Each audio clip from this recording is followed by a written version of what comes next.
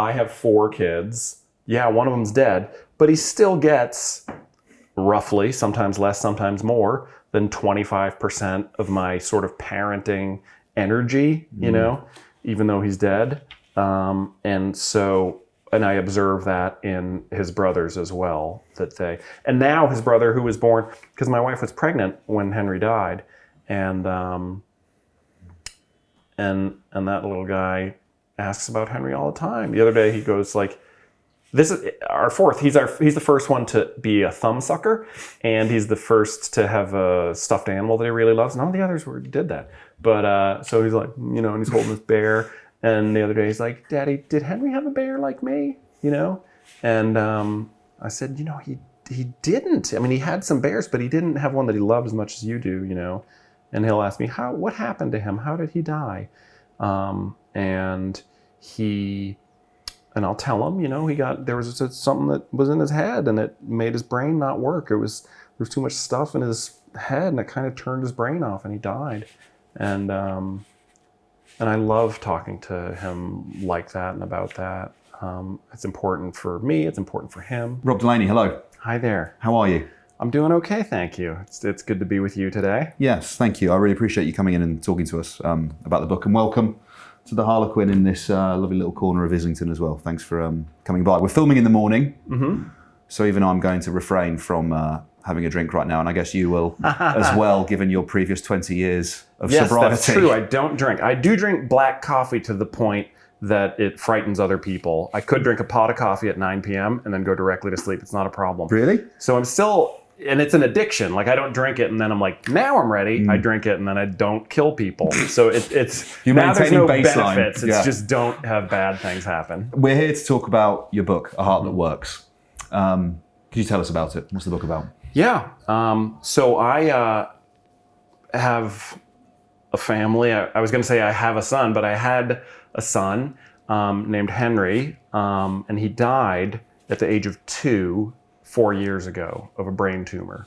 So, you know, my wife and I were speaking this morning actually about, you know, do we have 3 boys? Do we have 4 boys? To us, we have 4, but sometimes people will say like, oh yeah, the Delaney's there and they're 3 boys.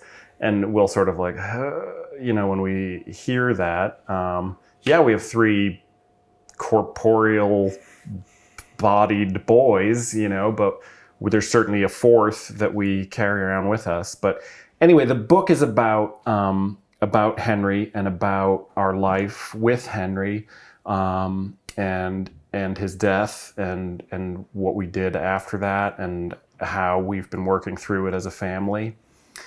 A funny thing has happened with the book where I wrote it because I wanted to throw a nail bomb into the world that hurt people and upset them and ruined not only their day, but maybe their month. And that would have made me feel good. You know, I wanted no hope in the book. And, you know, just a real angry, you know, vandalistic act. And, but a very interesting thing happened, which is I love that boy so much and I love his family so much that unfortunately, that's what early readers are getting from the book. They're talking about love, which is a big surprise to me. I mean, I sort of felt it happening as I was wrapping up the book, that there was a lot of love in it. But I get, you know, even I sadly learned things as I wrote the book. So I don't know. I don't think I've described the book that way before, but that's a pretty good encapsulation, like, because there is a tremendous amount of anger in it. There is a tremendous amount of love in it, despite my best efforts. And I think that's him. I think that's his spirit, and our love for him is more powerful than any ephemeral emotion like anger, you know? So that's a little bit about the book. I hadn't planned on talking about it in this way, but when you describe it as that, you're right. There's visceral moments in it. One passage stood out to me where he talks about sort of stabbing yourself and like ripping the knife across your body and pulling, all the guts and everything out, and him coming back out of it. And equally, your love for him is so apparent throughout it. And I guess two emotions as intense as that, there's actually perhaps quite a thin line between them, and maybe they're closer to each other than perhaps we accept. Yeah, maybe they're two wings on the same bird. I don't know, I certainly didn't set out to write a treatise on grief that would be like a reference book, turn to page 38. If you're experiencing this is how you fix or solve this grief issue, I'll end that sentence there. I didn't set out to do that. No. I didn't do it. I told you how we felt. I did my best to tell you what happened, and my wife would read drafts of the book and be like, that happened before that, or that happened there, didn't happen there. So, which, my memory's not great anyway, but my memory got just torpedoed by his death. And so, like any documentary or memoir or anything, like if it happened, and then I tell you about it, you're not learning what happened. You're learning how I felt about it, what I thought about it, what it evoked in me. And that's not bad, but that is what you're getting. So you'll certainly know how I felt about Henry, which is most important.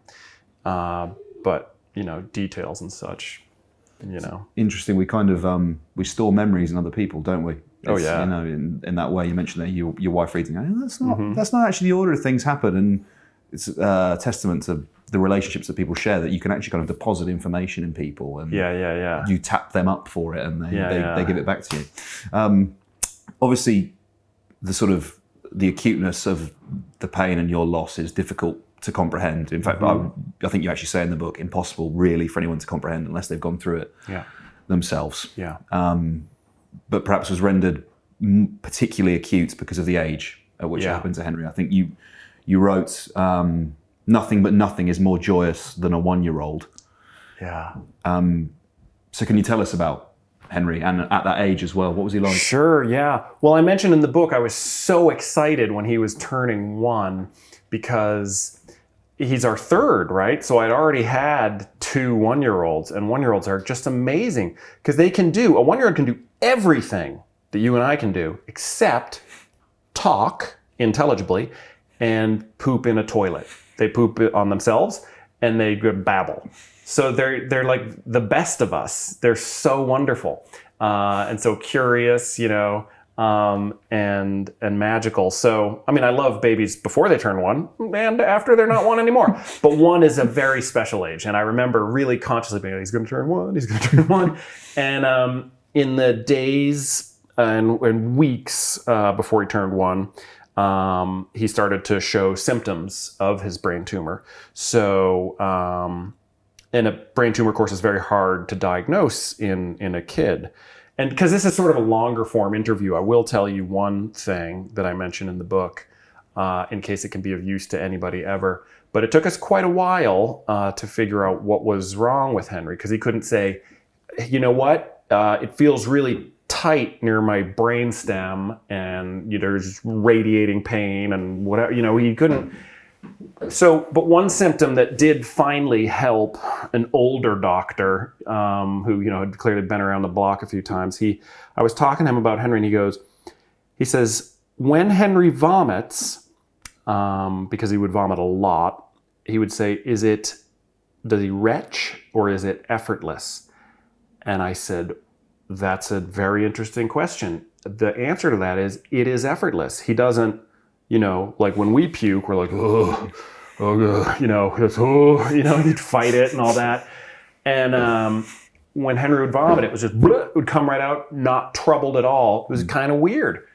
And so I told him that, and he goes, okay, then we need to do an MRI of his head. And I was like, what the fuck? Why would you need to do that? Are you saying there might be something in his head, like a brain tumor? And he said, I'm glad you said it. And that's what it was.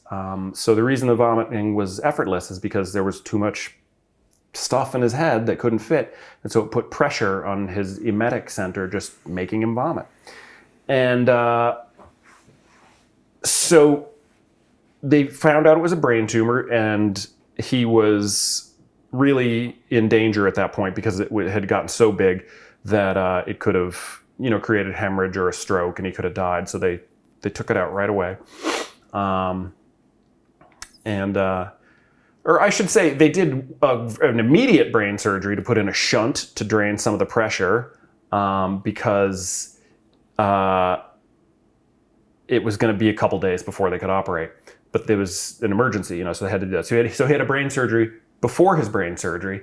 And I just mentioned that because there's so many like ancillary tack-on things that happen that just become just this waves of constant, it kind of felt like falling down a staircase in slow motion, like a bad thing, another bad thing, another bad thing. So he had a brain surgery before his brain surgery. Then they did the big one and got out all the tumor that they could, which to the naked eye and MRIs was all of it. And in doing so, they had no choice. They're amazing doctors, but it was, gnarly and wrapped around cranial nerves and stuff. So his brainstem was damaged. His cranial nerves were damaged. Some were destroyed or severed. And so he came out of surgery not long after his first birthday, quite physically disabled. And so that was, devastating and shocking and life-changing. And he had a tracheotomy because the nerves that controlled his swallow were damaged. So he had to have a tracheostomy. And so then he recovered. It was awful for weeks, and then he gradually regained strength and stuff, and then could start to learn the, sort of few physical skills and stuff he'd amassed over the first year. And he never got them all back, he never walked, he never spoke.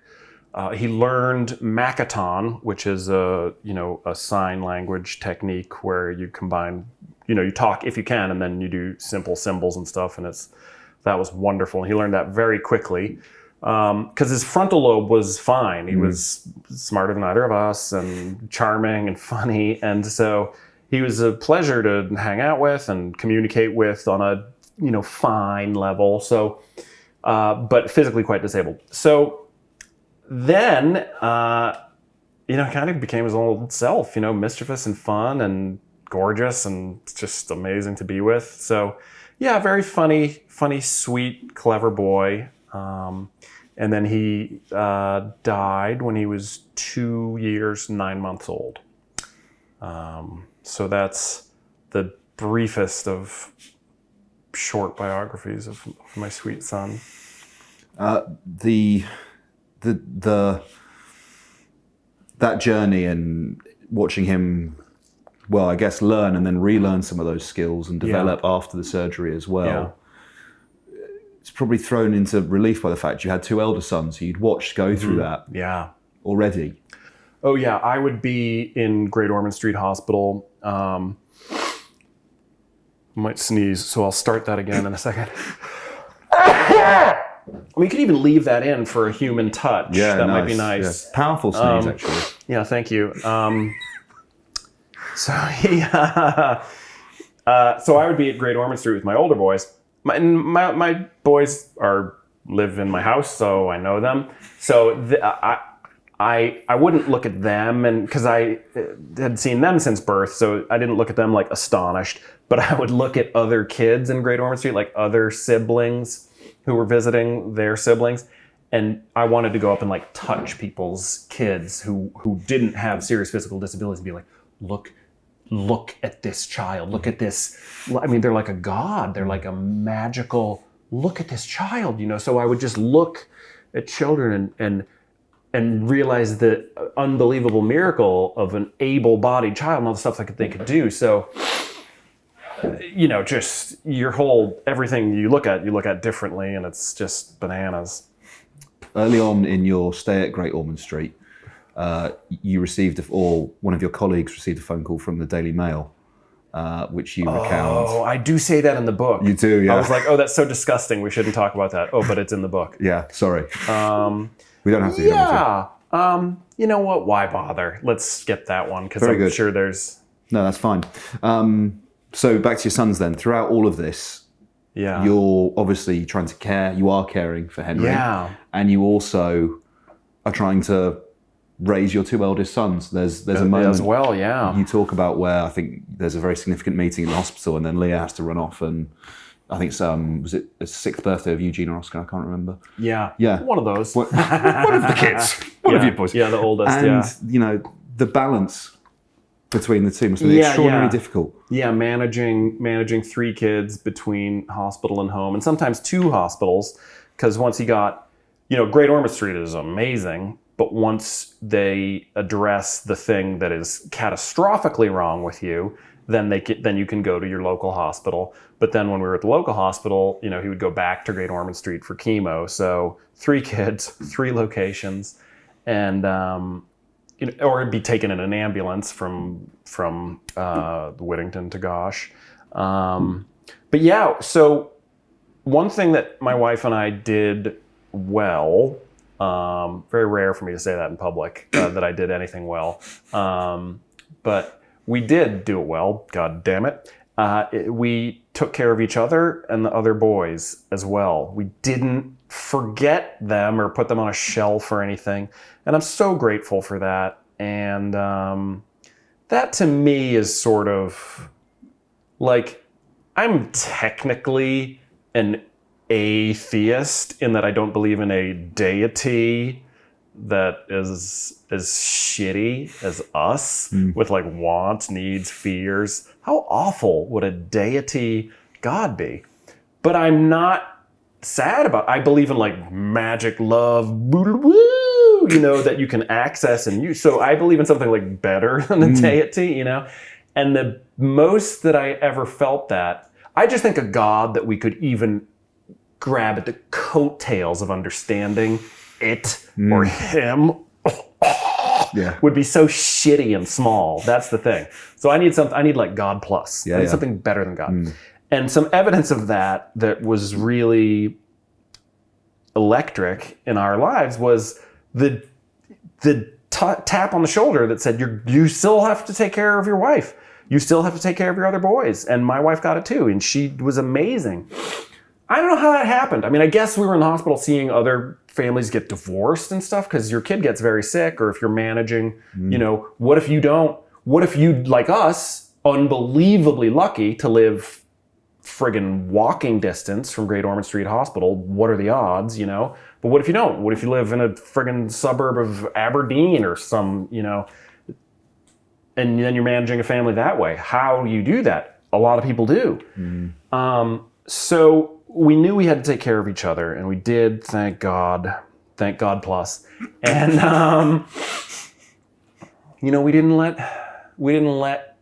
I didn't let Henry's brothers down. I didn't let his mom down by being like, you know what? And that's another lesson. This is a nice interview because usually they're like, but I figured out with my kids, you have a 2-year-old and they get crazy, right? Yeah. And then you figure out they're not freaking out and having a tantrum because you put jam on their toast the wrong way, like they say they are. It's because their brain is going to there's electrical storms happening and they don't know how to control. So I remember figuring out, accepting that truth about my kids. Maybe I'm 3 kids deep at that point before I figure that out. Then I'm like, wait a minute, what if my wife is the same way? What if the things my wife says, are actually her efforts to express emotions? They're actually bigger than words, but I'm focusing on the words, and that's, and then I'm like, oh, what if I treated my wife like a child? Now here's where it exits. You're worried why is he self-canceling with such virulent sexism? Here's the thing.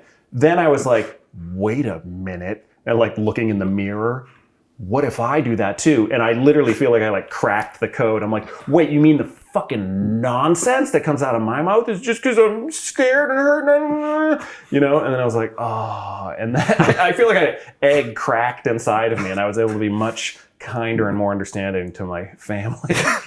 But I had to back into it. I can never learn anything about myself without decades of pain and mistakes. So first in the laboratory of my children, I was like, oh, interesting. And then I looked at my wife and I was like, oh, I see. And it was myself. I was like, what? I'm also, you know? To be blunt about it, you know, following the death of a child, statistically, it is not a certainty, but the majority of marriages, they do break down, right? It ends in divorce or... I haven't looked that up. Of course, I would never let myself look that up. Yeah, okay, well... Is it the majority? It's like more than 80%, yeah. Fuck off. Yeah. Wow, that's awful. Yeah, it's really I gotta say, I do know, just through anecdotal evidence, not anecdotal, objective, statistical? tactile, from touching people. Right. From touching people. Great way to do research. I learned that, well, just because, and I talk about it in the book, but we hang out with a lot of other bereaved parents. Yeah.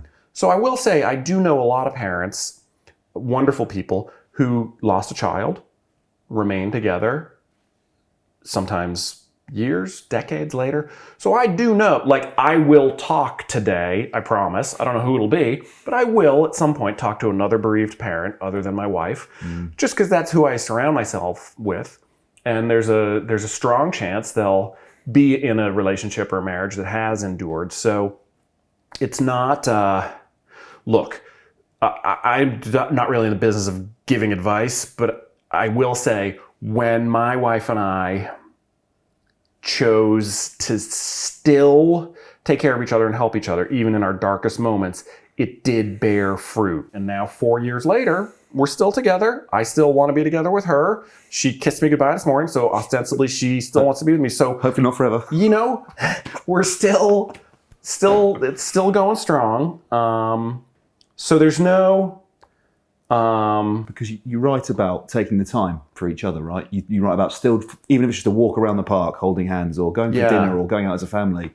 Yeah. And that being really important to you throughout Henry's life. Yeah, it was. Well, look, how upset would he have been if I hadn't done that? And if she hadn't done that? If we had been like, you know, what a kiss, I'm just fucking gonna be the shitty spouse or parent now. Because Henry would be like, so what were you play acting when you were telling me you loved me and tucked me in at night? You're like, don't leave me hanging, you know? I need you to take care of each other after I'm gone. You know, so I treat his mom and his brothers well because I love him. That's not negotiable. Good. We were talking about Henry and his brothers. Yeah. Could you tell me a little bit about their relationships with each other? So it went eldest 2 years later, middle 2 years later, Henry. So they were a little, you know, unit of dudes, and it was so fun having three under the age of 5. You know, I mean, it was also awful and a war zone nightmare, you know what I mean? But it was also wonderful. And so they got along beautifully, you know, and Henry was very sweet out of the gate. I think he was like, what am I going to do? I'm not going to get any attention in this zoo. So he was very sweet and very lovely from birth, you know. So they were crazy about him. I mean, the amount of videos and pictures we have of them just touching him, kissing him, licking him as a baby, or the three of them just all bundled up doing stuff together. So they got along beautifully, and now, you know, the older boys are 9 and 11 now, and, you know, they miss Henry desperately. They talk about him all the time, and great. You know, we very strongly encourage that. And yeah, it's, you know, they certainly still have a relationship with him. I kind of think of it like, I have 4 kids. Yeah, one of them's dead, but he still gets roughly, sometimes less, sometimes more, than 25% of my sort of parenting energy, even though he's dead. And I observe that in his brothers as well, and now his brother who was born, because my wife was pregnant when Henry died, and that little guy asks about Henry all the time. The other day he goes like, this is our fourth. He's the first one to be a thumbsucker, and he's the first to have a stuffed animal that he really loves. None of the others did that. But so he's like, and he's holding this bear. And the other day he's like, Daddy, did Henry have a bear like me? And I said, he didn't. I mean, he had some bears, but he didn't have one that he loved as much as you do, And he'll ask me, what happened to him? How did he die? And I'll tell him, there was something that was in his head and it made his brain not work. There was too much stuff in his head and it kind of turned his brain off and he died. And I love talking to him like that and about that. It's important for me. It's important for him. Henry was the first person you told about him as well. Yeah. When my wife got pregnant, Henry knew before. Because, we generally don't tell people before, 12 weeks or so. But Henry, we told, we were like, guess what? And I'm now imagining Henry trying to sign to his brothers, like, Mommy is enough being standing in front of us. Don't. And they're like, why won't you let him? He's trying to tell us something. He's just go watch BBC. One of the things that I really noticed as well in the book was your gratitude. Mm-hmm. Your gratitude for those moments we were just talking about that your sons shared. Yeah. But also your gratitude in being able to care for Henry yourself, and we'll come to the others who helped as well. Christ, man. So on Instagram is pretty insidious, right? And it knows what you like to look at, right? Whatever reason, Instagram showed me some months ago some little kid who was disabled and had a walking frame and a tracheotomy. And so, of course, I just watched it and was like, oh, you sweet little guy. I wish I was doing... I desperately miss doing all that stuff. And so now Instagram is can't stop showing me little kids, with real maladies and tubes and all kinds of stuff. And I fucking love it. I'm just it's like other people would look at Hawaii or something. And I'm like... I want to tracheotomy replacement. I want to help the little guy do his stuff. I miss it. I hate that because once you learn how to do that stuff, why do I not do that anymore? Why do I not do that difficult work that it took a long time to learn, to do well, to do in a sterile manner? Some of it took physical strength to do, precision, courses, certification. I had to learn how to do a lot of stuff. And now I don't. And why do I not have to do that stuff that was hard to learn how to do? Because he's dead. So I want to still be doing it. Would you talk about the tracheotomy a little bit more? Because I know in detailing it, it's quite, to an uninformed observer, it could look like a very traumatic, it is a very traumatic experience in some cases, right? Yeah. So on a day-to-day basis, if, once you've gotten used to it, you know what you're doing. But once a month or so, you have to change it no matter what. And that is, I'll probably let people read that in the book because that is stuff for me that is difficult to maintain composure when I talk about. Of course. Because I hated doing his tube changes. I hated training others to do it. I hated witnessing it.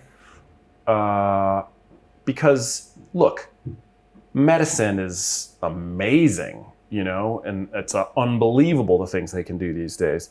But they can't do everything. And sometimes when you go to the doctor to get help, you're going to get hurt in the process of that. And if you're talking about a kid's airway, a kid who has brain cancer and has an unsafe airway, there's going to be some fucked up, miserable battlefield shit in there. Mm-hmm. And, frankly, with that, I wonder, it wouldn't blow my mind if I have some therapeutic work to do surrounding that, because that was hard. Well, let's go from there then to talking about the healthcare professionals that you just mentioned. Yeah. Look at that smile. Yeah, immediate smiles. Isn't that wild? I know we were talking about gratitude, and again, it's very obvious the way you feel about not just the NHS staff, people who work in social care, people who worked in charities as well.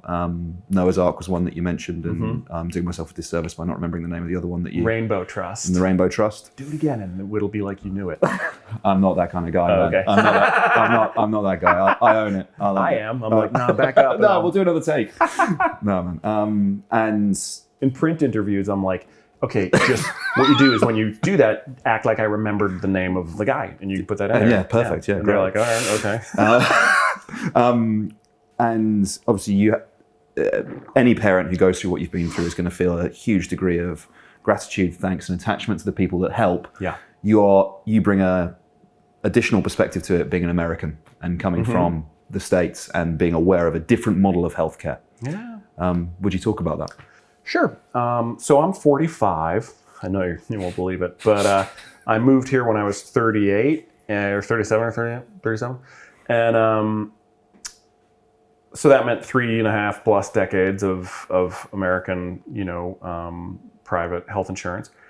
And I had my own horror stories with it. Most Americans do, because even if it's just trying to get a prescription filled that you need, and then you find out that the prescription plan that you have, which is separate from your health insurance in some cases, maybe that prescription plan was sold to another company who deleted your login. So you go to get the thing and they want $315 to get some pills that you need for your friggin' asthma, whatever, So everybody has a story like that. And then unfortunately, a lot of people have stories about the insurance companies denying an MRI for their kid or something like that.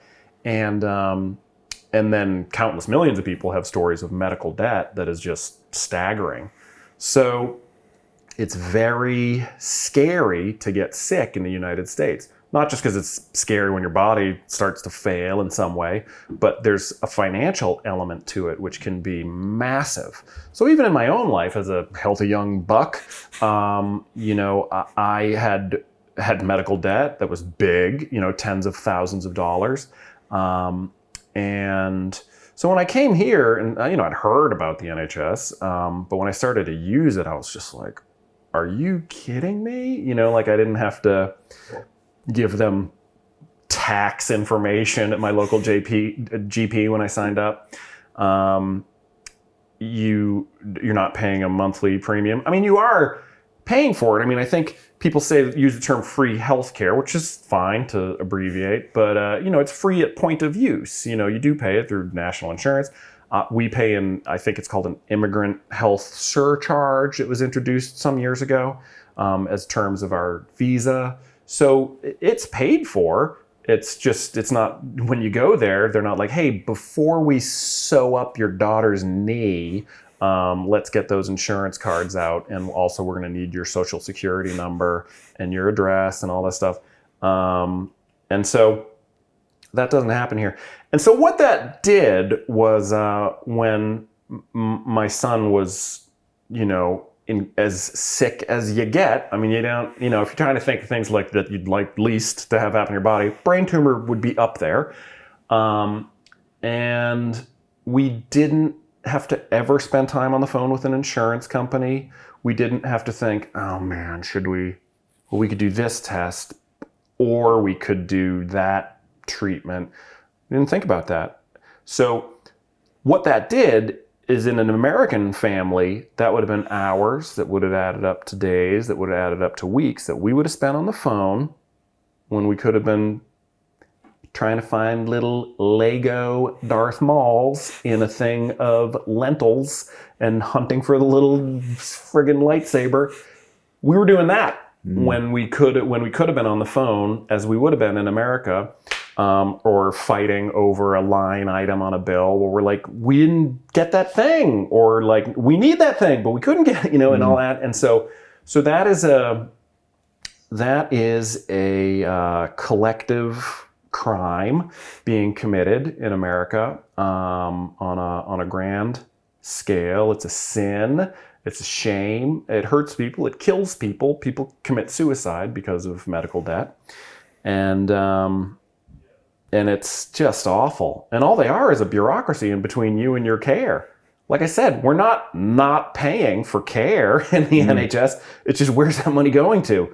The ambulance driver, not some guy in the corner office of a skyscraper who's figuring out what color the ads for the healthcare plan, private insurance plan should be. Should it be pink? Maybe taupe? No, maybe like a sky blue. Like that fucking guy. Fuck that guy. Fuck you. Jump out your window, you piece of shit. I can't even tell you how sickened I am by Fuck me. yeah, in the beginning you're like, he might really be a good spokesman for this, and then I'm like knocking over cameras. You listen to me.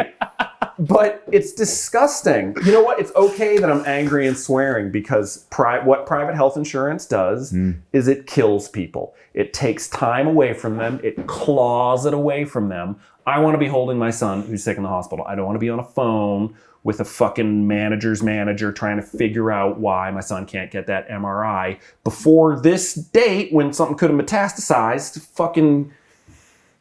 Are you kidding me? Mm-hmm. So that is, I'd say, a strong candidate for the most disgusting thing happening in late stage capitalism right now. And yes, my backpack is filled with hammers. And that's what we're going to next. Yeah. Private healthcare, getting it. But yeah, just shame on you. If I may, there's something you write about in the book, or you actually say you don't want to write in the book, you just want to talk about, and it's the moments before and after Henry's death. Mm-hmm. Would you like to talk about them now? I don't think so. Only because they are sort of sacred, private things that you'll experience something like that. It might not be your son, but somebody you love desperately is going to die, and you'll be with their body. Or they'll be with yours. And now that I've experienced that, and so I've been through that, and I've also written a lot, and I've done my best to try to make things as funny as possible, or as sharp as possible, or as sad and affecting as possible. And I know my skill set has its limits, and they are trying to describe the moments before and after death. I'm not going to waste your time reading that really mediocre attempt. So that's why it's not in there. Because it wouldn't be as special as what you'll one day be a part of yourself. You know what I mean? So I know what I'm good at, and I know where that skill set goes up against a brick wall. And that is at least one of the places where it happens. I understand. After Henry died, you talk about you and Leah watching horror films. Yeah. And even when he was in the hospital. So before straddling his death, by months. And now we still do. I mean, we watched one the other night. And laughing in the cinema. Oh, dying. I mean, and at the worst. I mean, they're like good creatively, but I mean, like Midsummer. Like both Ari Aster films, Hereditary and Midsummer, we were just like, oh, it would be like if you put like lavender on like under your ears and on your wrists, and we're like lay down on a pillow on a beach. Like that is for us, because like it takes some of the horror on the inside gets put on the outside, and it honestly just feels like water finding its own level. So yes, horror movies bring me deep peace. Slayer, I listen to like recent Slayer, not even the classic Slayer. So it's like, and people, my age have long ago abandoned it. And I'm like, like it helps me a lot. What if, obviously, like with that horror films, I think the moment you're talking about, it's like enjoying a moment of grief or like supporting the kind of like vengeance of a man who's been bereaved, I think was what you were talking about in the book Oh, or yeah, something. in one show, yeah. So we went crazy after he died and before he died. I mean, one area where we were really nuts was when his tumor came back. We knew it would kill him and there wasn't a treatment that would work. But he was still bounding around happily and joyously, and he didn't know what was going to happen, and so there were a few months of that where we were just like, what is happening? We're looking at this boy so vivacious and fun and exciting and driven and intrepid and gimme and do this and I want that and look at this and and we know he's gonna die in the not distant future. That felt like crazy. Like, I'm crazy. He's not gonna die. Are you kidding me? Or he's gonna die. Why are you bounding around like that? Go lie down and die. I don't understand. What the fuck, So that was desperately awful, and then afterwards, so you go crazy, and that's okay. That's, why wouldn't you? But so now when we watch stuff where a bereaved parent does something, like I watched Minority Report again for the 20th time recently, and Tom Cruise's son in that has been killed, and so he's going bonkers.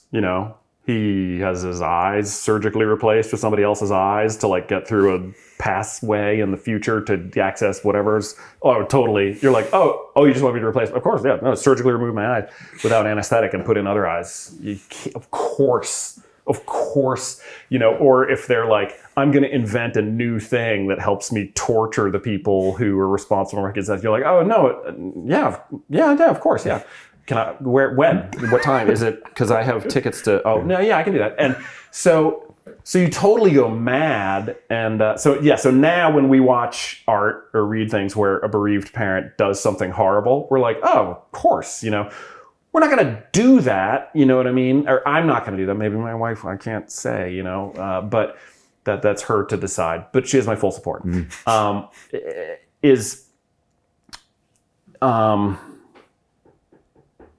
Can make the pause. Cut to him, and then you can cut back. So it doesn't seem like a pause for 3 hours. So here's the thing. There's ways I'd like to go crazy, but I don't currently want to go to prison or be killed by the police because I still love Henry's brothers and his mom and there's happiness in my life here and there now, even just if I'm doing something that I like, you know what I mean? And it's hard to admit that. I remember the first time I went to a movie after Henry died. I went to a movie in the daytime, like a duke, and watched it and was like, how dare I go to the cinema? What purpose does this serve? So I have a good time and see a fun, what kind of monster, why I should be lying prostrate in a park under a tree moaning. I'm going to a movie?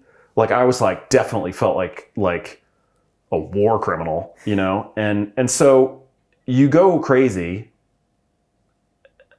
but how do you not, That's part of the thing is you've got to, so grief, you don't do grief.